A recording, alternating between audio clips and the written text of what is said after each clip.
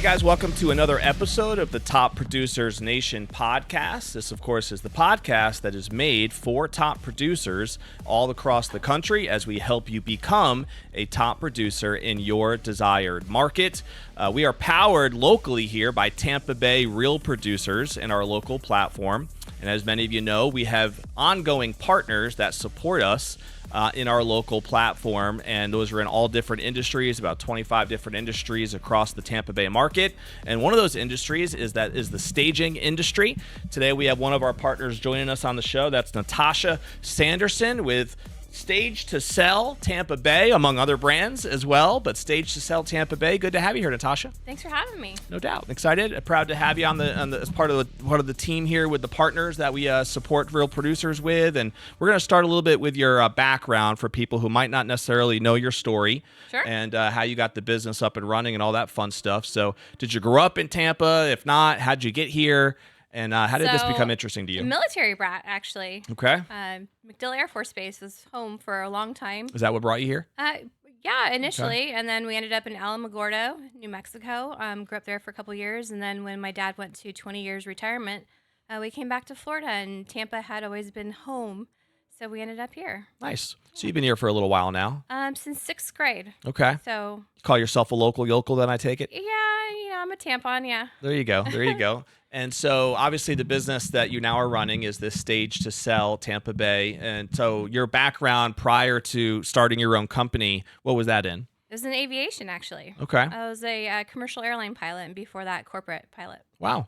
Yeah. That's a little bit different than staging, huh? Yeah, very different, But when you're a female and you desire to have children, lifestyle changes, being on the road and out of a suitcase and not being able to take your baby with you, it really kind of changes everything. Do you feel like you always had this itch for design? Is that something you've always felt like you were good at? So I was always creative. I was always the one that was stealing the brown lunch bags out of the kitchen and making puppets. And I just remember as a little girl getting in trouble, where are the lunch bags? And then having to go to school with puppets. And I never touched the lunch bags again. Okay. So I've always been that creative type, always trying to reinvent things and, place things around the house. Just didn't know that I had that little desire to do it. Sure. And so when year did you start your current business, Stage to Sell? October of 2020. Okay. So right in the middle of a pandemic, right? Yeah, in the middle of the pandemic, Perfect time to start a new business. My personal life kind of went into chaos. My husband at the time left me and the 3 kids, and I had to figure things out. I couldn't return to flying. And so I started, brainstorming, what could I do? I met with a couple moms from the local school where my boys went to school. And I said, let's paint furniture. Let's pick up free furniture on Marketplace because everybody's redoing their houses because of COVID, sure. Right? And I quickly found out that I did not like painting furniture. Okay. So I pitched it to a couple of friends at school who actually flipped homes. And I said, hey, can I stage your house? And this was on a Thursday. And they gave me until Monday. And they said, yeah, go ahead. Pressure's on. Pressure's on. I had until Monday. And I realized really quickly, oh, crap, what did I just do? What did I just do? I didn't have any money. I'm a single mom to 3 little boys. What do? I started picking up free pieces off Marketplace. Wow. Painting them, which I didn't desire to do. Mm-hmm. But I staged this house, and this house sold for $160,000 over asking. Very cool. So that's a great story. I took that money from that staging, which was not very much money. It was a couple $1,000s, and I bought more pieces. And then I staged a home in Seminole Heights. That home. Did you know right away that this was a business that you could build something with? Well, I started researching a little bit more, and that's when I came across Christy Anderson with Dwell. Well, yeah. And I loved her story. She was a school principal, and she turned her business into $1 million business by renting furniture from a local furniture store, mom and pop store. And before you know it, they didn't have any furniture to sell or to rent. Yep. And so she turned it into a I'm not going to say multi-million at that time because it was definitely a 6-figure business. And I was very inspired by it. And I said, if she can do it, I can do it. Have you met Christy? I have. Very cool. Are you guys friends now? Yes. She's amazing. Yeah, they actually were partners with Real Producers when we first launched in 2019. So I got to know Christy a little bit too. She does have a cool story, for sure. A beautiful story. Yeah, absolutely. Cancer survivor and just, Yeah, very no blessed. doubt. And obviously, we're based here in South Tampa, so not that far from where their main headquarters are, right down the way here. So what was it like for you getting this business off the ground? I know you said your first job there was somebody who was flipping a home. So was that, did then the same guy come to you another time? Did you end up Yeah. doing things Well, okay, outside so of the that flipping world? particular, yes, that husband and wife couple, they did come to us several times. I think we staged maybe 10 homes a year with them. Okay. It was just a couple. They were just doing their own little thing. Yeah. And we started advertising on Thumbtack. Okay. And if people use Thumbtack quite often, they don't Sure. realize that when you hit enter and send, the person on the other side is also being charged. So 60, 30, 60, $90, whatever their rate is. They're paying to have you contact them. So when people ghost you, it hurts because that money departs to your checking account and you're kind of left with nothing. But we did a lot of Thumbtack and we gained a lot of headway, a lot of business that way with some realtors that weren't familiar with staging but wanted to dabble in it and had contacted some of these bigger companies and didn't really know that was the right fit for them. So we were given a lot of opportunities. I did a lot of consultations, a lot of talking. To realtors? Okay. And gained a lot of trust. Like, how did that go? Was that at like different team meetings and like brokers' offices, or were you just focused on kind of building relationships with individual agents? At that time, I didn't know how to get into a broker's office. It was COVID. Nobody was working at their office. They were all working from home. So I was just relying strictly on Thumbtack phone calls. I gotcha. I reached out to... And you would have agents calling you through Thumbtack? Yeah, quite a few, actually. And then I started getting online, going to Redfin, going to Zillow, looking at days on market, calling those agents and saying, hey, can I stage the home for you? And then offering them, let me stage it, you pay me at closing. And so I started that, and that was just a way of trying to get my foot in the door, you know? And a generous friend of mine loaned me $10,000 cash to go ahead and make some more purchases on Marketplace, because at that point, I think we had 7 homes staged. We were like, tapped out, huh? Yeah, we were working out of storage units and picking up free mattresses. And like, I know a lot of other staging companies were using tables and boxes to make beds. We wanted to do it right. So we tried to do what we could. Our biggest thing is we had heard rumors of people putting bed bugs in houses, termites in houses.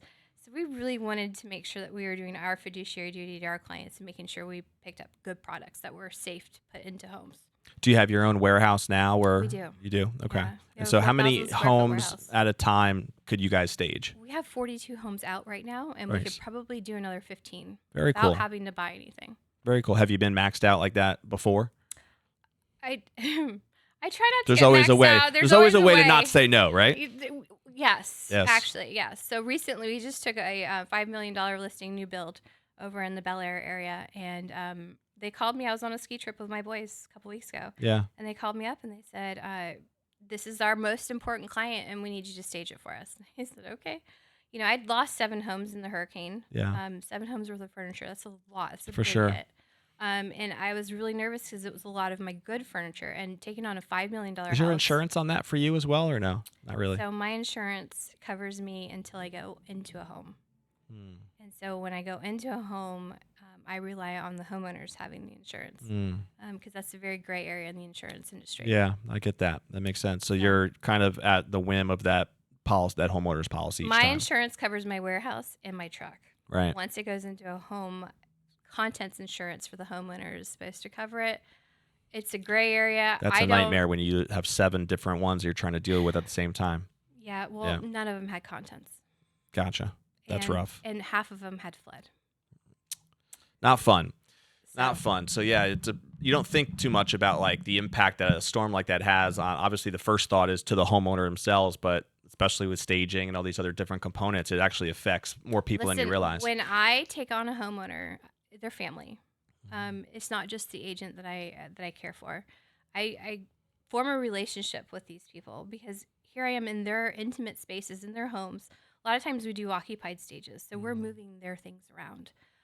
Half the time people don't live locally. They've moved on, they've left stuff behind, and we still show up to check up on things. Like they give us their passcodes. They have us like camera access.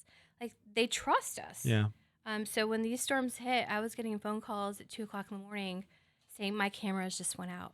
I can see the water level got up to about 3 feet on my front door. When can you get there? Yeah. I'm getting goosebumps right now. And As soon as the bridge is open, I would tell them, I'll get there. Yeah. As soon as the bridge is open. Well, we all know that the Barrier Island bridges were closed except for homeowners Right. or people who had leases. Well, my homeowners started putting leases together for me because they wanted me over the bridge. Mm. You know, we have, what are there, 9 bridges? And you had to have a lease for each bridge access Wow. because, you know, Indian Rocks shut everything down. Yep.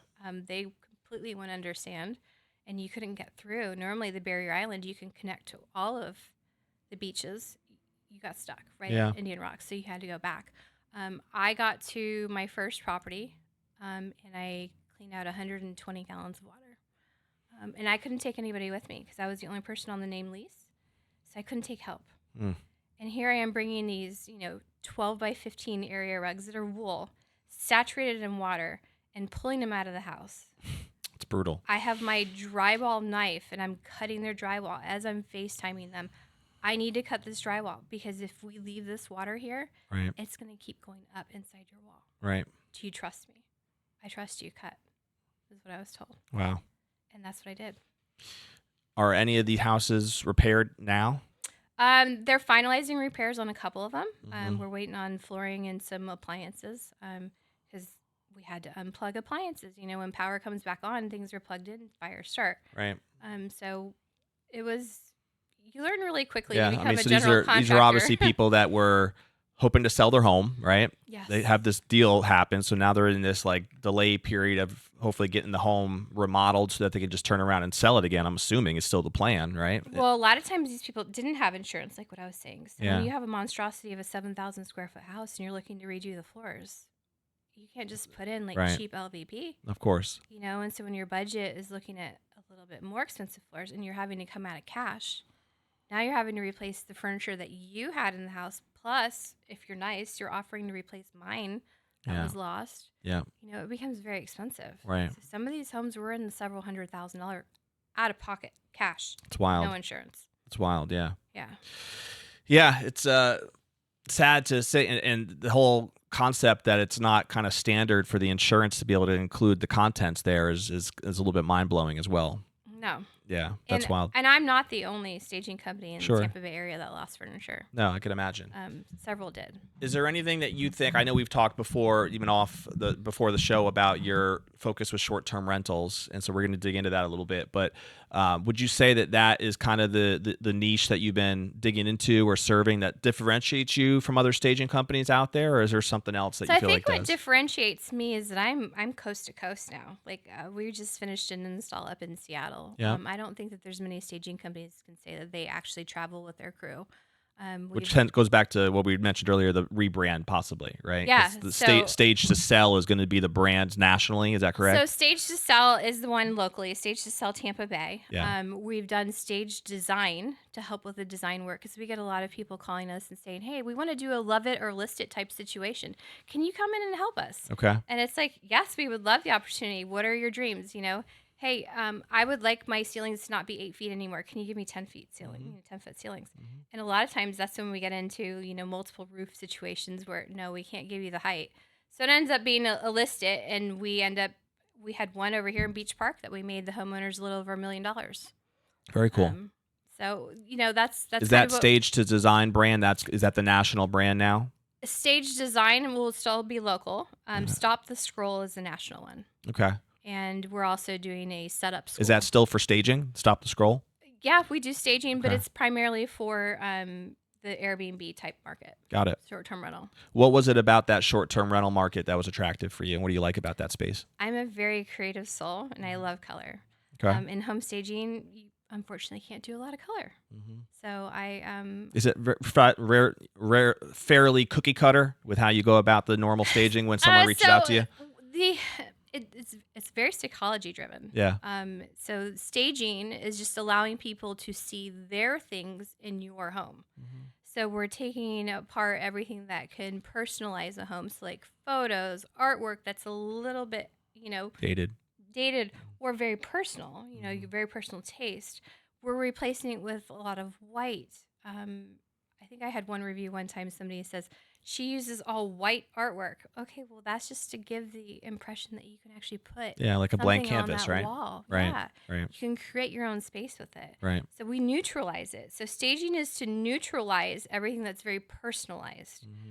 With stopping the scroll, wanting people to spend money on renting your home, you want excitement. Sure. You don't want necessarily everything that you're going to go home to every day. Like you want green on a wall. You want red ceilings. You want something obnoxious like a gold leaf piano. Yeah, it's almost You know? really the exact opposite philosophy, right? Yes. Because your goal is to try to grab, like you said, stop the scroll. Let's grab You're that attention. stopping the scroll, you're Yeah. grabbing the attention, and you are posting back to social media for those Instagram-worthy moments. Makes sense. Or your TikTok moments, whatever it is that you do. And what percentage of your business now, Natasha, is in that world, the short-term rental space versus your traditional staging? I'd say about 80% of my business is in the short-term rental world. It's that high now. Yeah. Pretty solid. Yeah. And this has been happening for years now, or is this a newer focus? No, we've been doing it since 2020. Okay. Yeah. So it's since the beginning of the company, basically. Yeah, we've gone a little bit more with the amenities that we're offering now. So Yeah. it's not just like putting in a pool table or a ping pong table. Like we're actually putting in full pickleball courts. We're giving you the basketball court. We're putting in the bocce ball. Shuffleboard is a hot trending thing now. So Yeah. shuffleboards are going into homes. Volleyball courts is another one. Like we're just bringing back the old and putting it back, encouraging people to get outside. Because I feel like today's world, like everybody's inside on technology. Like we're so focused on our technology. Yeah. Like Provide the playscape for them to do out and Yes. stay active. Get back outside. I'm not encouraging you to go spend more money. I'm saying I can give it all to you here in this house. Right. So No, I love that. Like I was saying before the show too, like the event we did yesterday at that house, it was very much aligned with what you just described. Various things that were outside with the way it was formatted so that people can enjoy that time. Yes. But then they still had some sick designs built into the house as well with right. the Add club stage. and Add the extra club. our arcade room that Yeah. they built out and whatnot. Yeah. There was like a really fancy bathroom even that they had that was all studded out. Oh, So, yeah. just various things like that, Yeah. They had a pool table room as well. We just did a bare bathroom that you can put your hand up inside the nose. Very Uh, neat. I mean, Yeah, it's all just- kinds of different yeah. stuff. And it's funny how if you're a creative soul, which it sounds like you are, it's really unlimited to like what you can create, especially if someone that you're working with gives you carte blanche. Yeah. You can dream it. We can do it. Budget is where Right. we have to watch. Is there a particular niche now that you feel like you serve more than other? Is it a lot of luxury? Is it more your normal 3-bedroom, 2-bath home? Is it both? Like what type of property do you usually deal with? We do both. Like Do you? I have a specific group of clients that do 9+ bedroom homes. Okay. And then I've got a lot of people who just do 3 bedrooms who want me to try to get them 5 bedrooms. Okay. So I go in and I think I operate a little bit uniquely. I can walk in and I can feel the bones of the house. I can see through the walls. I can get the X-ray vision going, and I can dream up my vision, of what it is. Now, when I walk home for a consultation, I can tell you right away, this is a great opportunity for an Airbnb. Let's look into it and see if you can permit it here. Because a lot of times the design for a short-term rental is significantly different than if you're doing a home flip. That makes sense. So, Yeah. sometimes if we Are just most of your educate clients ourselves- investors then, Natasha? Is that who you're dealing with a lot of times? I deal with a lot of investors, yeah. Okay. And obviously realtors who work with investors. Is that a good niche for you? I deal with both, actually. I'm trying to think, do I deal with a lot of realtors? Yes and no. I think when it comes to the short-term rental market, it's more homeowners. Clients, realtors who know that I do this will definitely call me and make the introduction. Yep. And they're excited about the process too, because then they can take the home from like when they sold it to the end product, and they feel like they're a part of that journey. Yeah, for sure. That storytelling. Is there any sort of it seems like in your world, and correct me if I'm wrong, having some platform where you can kind of educate a little bit on the different types of designs you've done and why this one was so special versus that one, and just kind of showcasing your creativity, right? Yeah. Has there been ways that you've been able to do that successfully? So yeah, what I do is I like to talk to the homeowners, and I don't necessarily like to hold people's hand, and I don't like them having to hold mine either. But I definitely want to do my due diligence for them. I want to make them proud of their property. Sure. And I want them to be excited about going there and taking their family there too. So I like to talk to them. What is it that you like? What are your favorite colors? What is something that you've always dreamed of? If you could take me back to your little childhood years, like what is something that really excited you? Mhm. And I try to get those visions from them. I had one client who was obsessed with Pac-Man as a little boy. He's a 40-year-old man now. Turned into a Pac-Man house, huh? I gave him a Pac-Man game room, and it's an interactive wall. Now he just wants to go hang out there and not He even bother actually renting hasn't it. even been to the property yet. He's going in May, and he's so excited because he's seen the video That's and funny. the pictures. But it's an interactive wall, so kids can actually push the buttons, the lighted buttons, That's neat. and make the Pac-Man go around the wall. It's Very just cool. a whole bunch of neon signs, black room with just Pac-Man all over it. So something like that, from what I've dug in a little bit to some of the short-term rental strategies as well, because it's a space that I'm interested in from an investment standpoint. Yeah. And it seems like it's those types of unique things that you just described that really cause some of these properties to sell at a rate that's much different than your normal house. So right? what we do a lot of research into it. There's a lot of backhand stuff that goes into it. So I have a team of people that I go, hey, okay, here is our home. Find me within a 3-mile radius, because obviously people are going to be looking at those certain areas. Yeah. Find me my competition.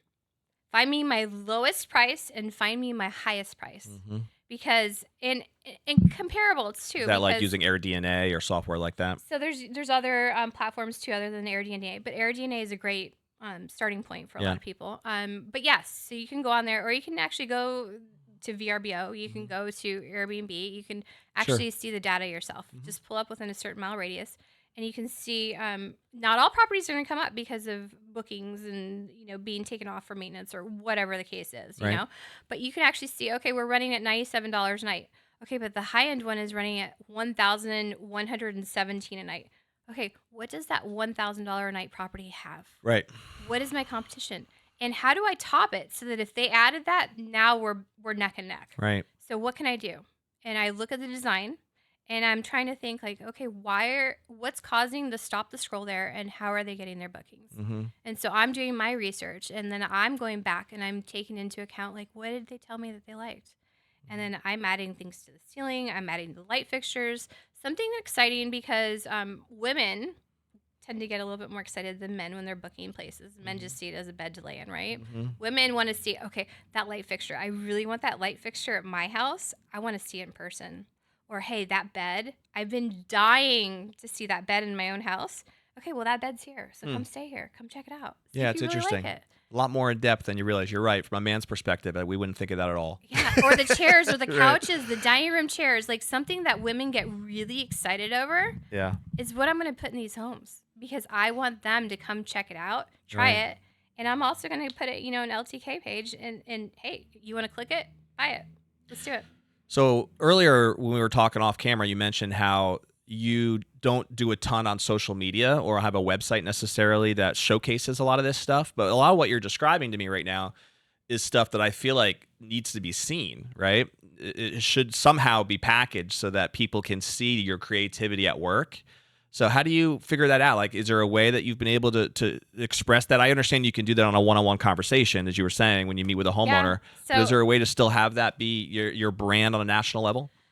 we're trying to get there. I don't have the support. I guess maybe my own childhood traumas have caused me to not necessarily not trust, but not just be able to rely on a lot of people. So Yeah. I've taken on a lot of it. So we all talk and joke about wearing multiple hats. I've worn those 17 hats for many years, Right. and it is exhausting. It Yeah. is burnout. Very much is. I can But, relate. like I'm a single mom to 3 boys. It's hard to get on there and post anything on social media. Beyond that, I feel like my kids, it should be their choice if they ever want to post on social media. So I don't do any posting. Yeah. And that's just, Well, even beyond like the personal content, which I Yeah. think I totally understand why there would be an element of a lot of people are uncomfortable with posting some private stuff about their families and kids Right. and this and that. But I'm just talking showcasing the creative work you've done on the it's business hard side. to do, because at the end of the day, my phone is ringing. People are asking, hey, can you come here? And I'm Yeah. out in the field. I'm hear the you. person in the yoga pants, the tank top, tennis shoes, flip flops, whatever I'm dressed in that day, and always a ball cap. Yeah. And I'm working beside my crew. You should have rocked the ball cap today. Would have been all should've. good. You know what? I Yeah, will next keep time. things Yeah, authentic keep here. the energy in my head, But yeah, so getting it out, the best thing that anybody can do is give me a referral. That Yeah. tells me that I did a job. And Is that where most of your business comes from today? it's all referrals. Is it? Very cool. All referrals. You mentioned earlier one of the distinguishing factors of your particular business is that it's national. I'm curious your thought on like what benefits do you think that brings, the fact that you do have a national presence as compared to maybe more of a localized staging company? Well, mine has all been relationship building. So what I did was is I went to some of the bigger companies that actually sell nationwide, and they're not necessarily the ones who actually do the installation or meet the clients or the beginning. Okay. They help people procure the items, or they come up with the design. It's all e-design at this point because people are just clicking accept, and then we go to the installation period, and then I'm hands-on showing the client, okay, well, that look page looked beautiful. The design deck was stellar, but you got one wall in that design deck. What happened to the other three walls in this room? When you turn around, what's going on here? What story are you trying to tell? We need to do something. We need to add. And that's when I come into place because I'm able to upsell those items and the experience that they're looking to continue. Yeah. So that's where I kind of went to the big dogs and let them bring me the clients. I don't take their clients from them. I work with them as an extension of their company. Or like a consultant role. Right. So I'm an extension of that company. I represent them through and through, and I want to do good, and that has served me well. I've been partners with a couple of big dogs for 4 years, and they call me for their VIP clients.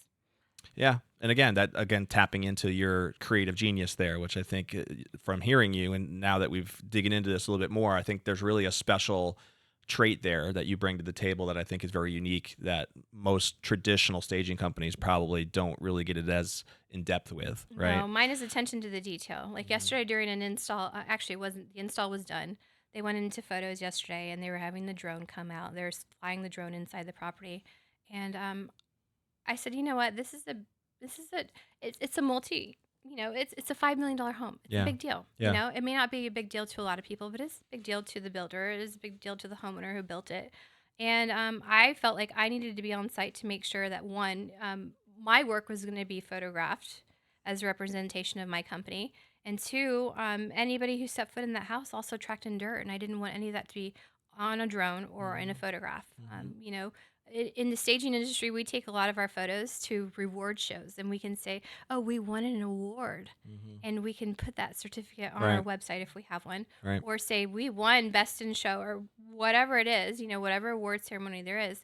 And so we take pride in our photos. Well, we rely on the photographer lending us those photos back because that's intellectual property for them, even though it's our intellectual property when we come up with a design.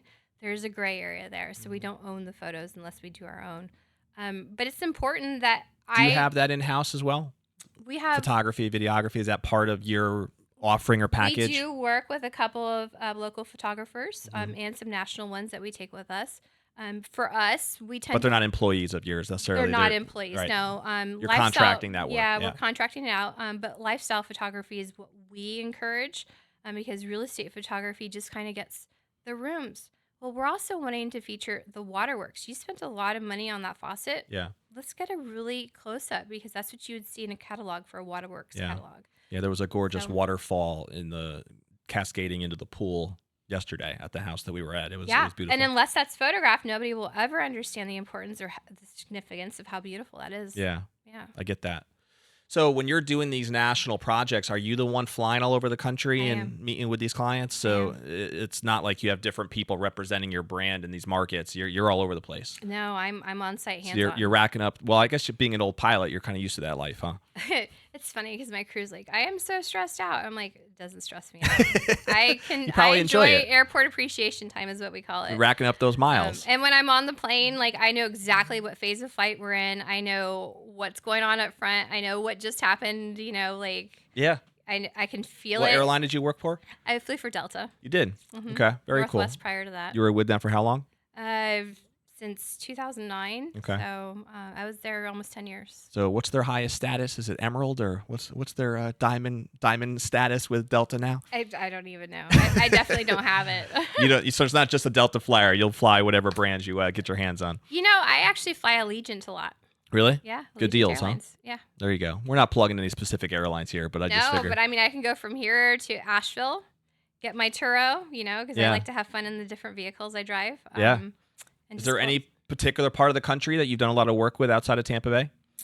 We do a lot of the Poconos, a Okay. lot of Asheville, and we do a lot of South Florida. Cool. So Cocoa There you Beach go. brings us over there quite a bit. Kissimmee is just, it's very Disney. Yeah. Yeah.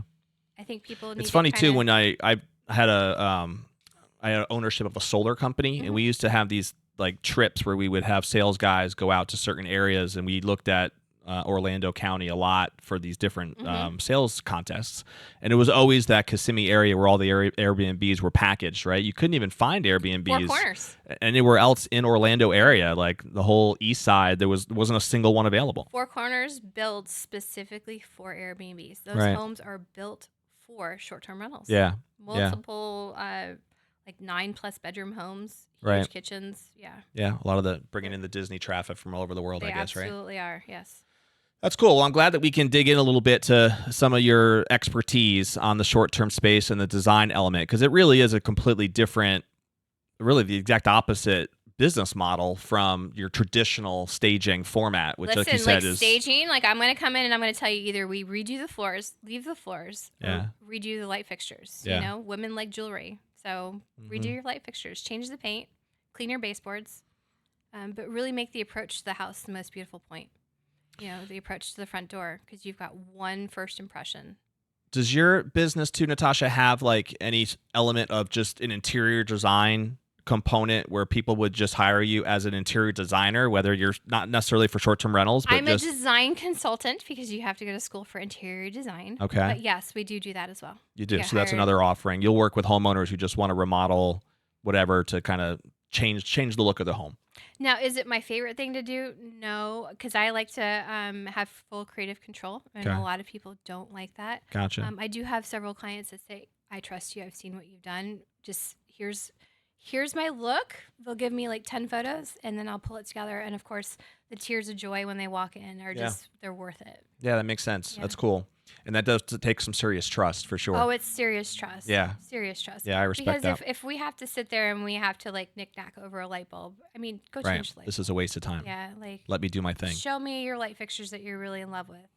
Give me a budget because I'm really good at staying in your budget. Yeah, And I'm a pretty good shopper, so. that's cool. So what gets you excited as you think about the business moving forward, the rest of this year, going into even 2026?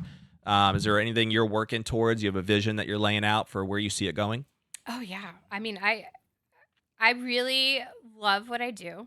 I love the traveling aspect. My kids, they come with me sometimes, That's cool. and they get super excited. Like, Mom, what are you going to do to this house? Yeah. And You said your boys are how old again? it's 8, 11, and almost 14. 8, 11, 14. They get to Um, travel with you a lot? Not a whole lot, but they're Yeah. starting to. My 11-year-old had a brain bleed this last year. Oh, wow. So it was pretty traumatic, and Wow. he had his surgery in December right after Christmas. Oh, is he Um, doing but well? He's doing well. God bless. The only thing I can say is advocate for your children. Yeah. When I took my son to the doctor, we walked into the emergency room, and I did 3 days in a row to the emergency room, and the doctors told me, your son has a headache. You're under medicating him. Take him home. Mm. And I kept saying, there's something wrong with my son. Mm. There's something wrong with my son. Day 3, I took him back, and I pulled the doctor out into the hallway because I wanted to speak with her nicely. And I cried to her, and I said, please, there's something wrong with my son. And at that point, she says, unnecessary radiation is what I think you're asking for. Turned around, walked away, closed the door in my face, called the police on me, called psych on me, Wow. and wheeled my son off in a wheelchair and told me I could not be in the room with him while they did his scan. So they Halfway- did the scan anyway. Halfway through the scan, they come out, the radiologist who was there, because now this is a big deal. I've made him stink 3 days in a row. Yeah.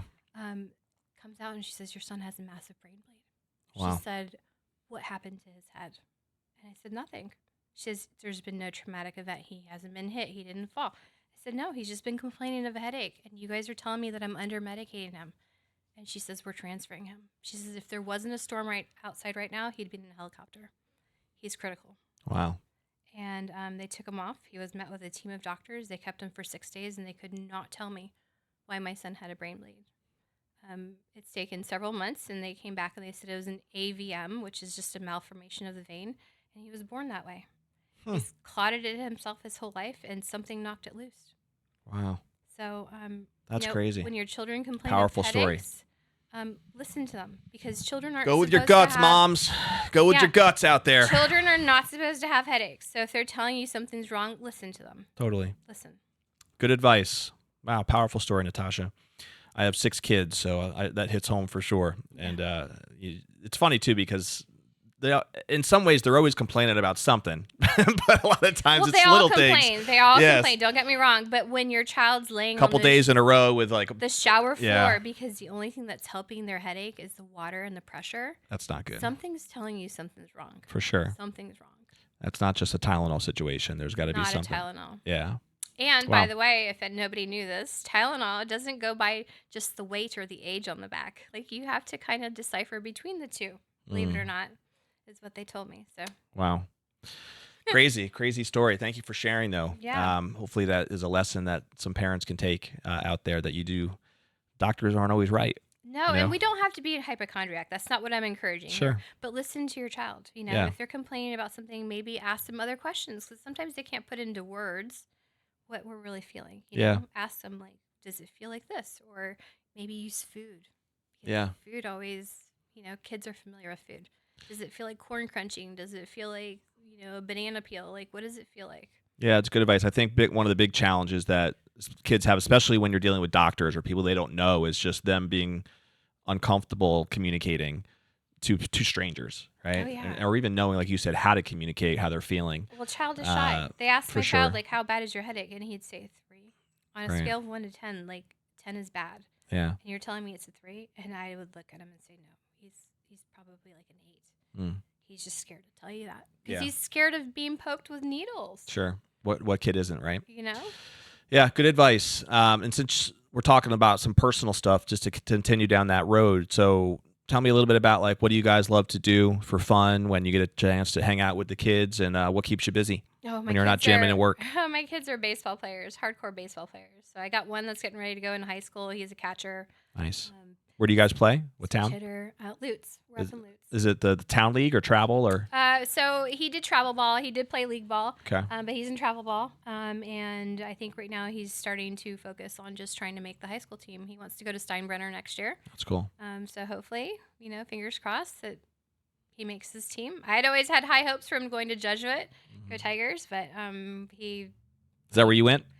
Well, Jesuit's the all-boys school. So no. Okay. So no. I went to Tampa Catholic. Okay. I am, and Most Holy Redeemer before that, which no longer exists now. Gotcha. For any of the local Tampa. We live up in Land O'Lakes, but my boys are really into baseball too. They've been playing at Land O'Lakes Little League for the last few years, and my oldest son was just invited to try out for a travel team. Okay. Which is going to be, I think, next Friday, the 11th, I believe. Travel ball's big. I know it's a big commitment, so my wife and I are a little bit hesitant about it, but he loves it, and if he wants to do it, I've encouraged him to play other sports too, but he doesn't seem to want to do anything else other than play baseball. He really likes baseball. So. You know what? If they live, eat, and breathe it, that's right. Just encourage it, right? Yeah, and I'm a big baseball nut, so I think he gets a lot of it from me. I'm a huge baseball fan, so. Yeah. So it's fun. I get to participate as an assistant coach, pretend like I'm helping out. So it's all good times. Yeah. See, I was always a tennis player, so I've always said, "Do you want to play tennis?" Like, no, that doesn't sound like fun. So they're the baseball. I'll go out and hit with them. That'll keep you busy right there. All 3 of them play? They do. Nice. We live on a golf course, so we just get the bats and we just throw and we run, and we'll do like baseball, kickball. Like, we're always inventing like new games. It's kind of fun. That's neat. We got a lot of grass space out there. It's cut nicely. And we just go out and enjoy it at night. So that's cool. Yeah. You probably have some interior design elements of that home too that you're living in, huh? Oh no. No, it's pretty boilerplate. It's so funny. My boys say, "Mom, you make everybody's home look so beautiful." But when we come home, why not ours, Mom? What happened to ours, Mom? It's a storage unit, Mom. Like, what are you doing? I say, you know what? I come home from work and I want to be with you guys. So my car gets emptied into the house. I'm sorry that happens, but that's what happens. That's funny. So. A couple rapid fire questions as we put a bow here on the episode. But do you have a favorite book or author or seminar that you've ever gone to that you feel like has made an impact on you personally or professionally? I'm into furniture catalogs right now. Okay. There's tons of good books out there, but right now it's kind of where my life is. That's where your reading lifestyle is, huh? It's just the excitement. I do lots of podcasts. I'm actually a big music person. Nice. So I listen to a lot of... Do you have a favorite podcast? Not really. I kind of go all over the map. Like, Okay. I'll go from one thing to another, but my favorite musical artist is NF. NF. NF, yeah. Okay. Religious rap. Gotcha. A little bit of I've never heard soul. it. Have you? You've heard NF? NF? Pretty popular, pretty big. I haven't. I'm completely lost in that world. It sounds like Eminem, Oh, really? but But he's got a Christian background or a religious Christian, background. yeah, Yeah. Christian music. Interesting. Speaks of his whole rough childhood, and not that I had a rough childhood. I had an amazing childhood, but I'm learning as in my 40s.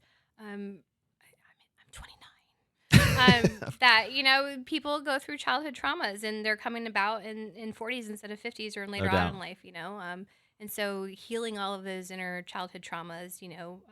Whichever route you decide to go down. Yeah. That's what I learn a lot from other people by listening to music. I can relate to that. I think we all do at times. There's certain elements of songs that just hit you in a certain way because of your backstory, or it depends even emotionally where you might be at in that moment when you hear it. Yeah. But yeah, no doubt. That makes a lot of sense to me. Words of encouragement and positivity, For sure. Good vibes. Like Absolutely. I'm always into that kind of So stuff. NF, we recommend it. Check it out. NF, he's great. Do you have a favorite movie or TV show? I'm Top Gun all the way. Are you? Yeah. Top Gun gal. Yeah, that's right. I'm Iceman or Maverick? Iceman, rest in peace. Yeah, I know. Yes. That was just recent. My I was white sad to see German that. Shepherd was called Iceman because I was Is that right? obsessed with So you were a Top big Gun. fan. Yes, not necessarily Maverick. Maverick So was this the was a best big pilot, loss for you this week, but, huh? I didn't find out until late last night. Really? Yeah. Wow. Yeah. Yeah, he passed, was it 3 or 4 days ago, I think Yeah, I a saw, couple right? days ago, Val Kilmer. He was one of the best Batmans, that's for sure. Oh, he was amazing. Did a good job. He was amazing. in Well, I every guess movie Michael he did. Keaton was the first one, wasn't he? And then was Val the second Batman? I think that was the way I we don't were know. set. Yeah. Yeah. I have TVs in my house. I don't turn them on. No. And I put TVs in everybody's houses, and I don't. All right, my last question for you, and we call this the legacy question. So when that day hopefully comes many, many years from now, Natacha, and you're sitting on your rocking chair and you're thinking back to what your legacy, right, and what you'd want to be most remembered for, what comes to mind? What are some important things that you think you would want to be most remembered for, personally or professionally? That I was trustworthy, that I was dedicated, hardworking, and extremely reliable. Cool. All great stuff. Yeah. And I think with the amount of business that you're doing with your loyal clients, there must be some truth to some of those things right now, or else people wouldn't be doing as much work with you. Consistency is what I like. That's the one thing I keep hearing from my clients is that you are consistent with everything you do. All right, guys, we're going to put a bow on the episode, and we always end with a call to action and a challenge, right, to the audience. So what is one thing that you can take from our conversation today with Natacha that would help propel you forward if you take action on it, right? This podcast is really about giving you some nuggets that you can take action on, because that makes the time that you invested in listening, whether it's on YouTube or Facebook or any of the 15-plus podcast platforms that we're on, worth the time that you took in listening to the episode. Take action to do something. Maybe you want to get a little bit of that, Airbnb, STR, short-term rental type thing in your portfolio. Maybe you're an investor out there who might need to work with an expert, someone like Natacha, to be able to help you design it the way you'd want. Maybe you're an agent who just wants to build that part of your business even more. You have customers who want to be investors in that world. Somebody like Natacha could be a great fit to be able to do that. Maybe you need to read some of the books that were brought up, or any of the things that we had talked about today. But do something. Take one action step, and it could be as simple as reaching out to Natacha just to have a conversation. But it has to start somewhere. So we are here to be able to add value to you, for agents all across the country. That's why we do what we do. So again, we will see you on the next episode of the Top Producers Nation podcast. And don't forget to check us out at topproducersnation.com, where you can see our online community, our courses, and all of our programs to help you become a top producer in your desired market. We'll see you on the next episode.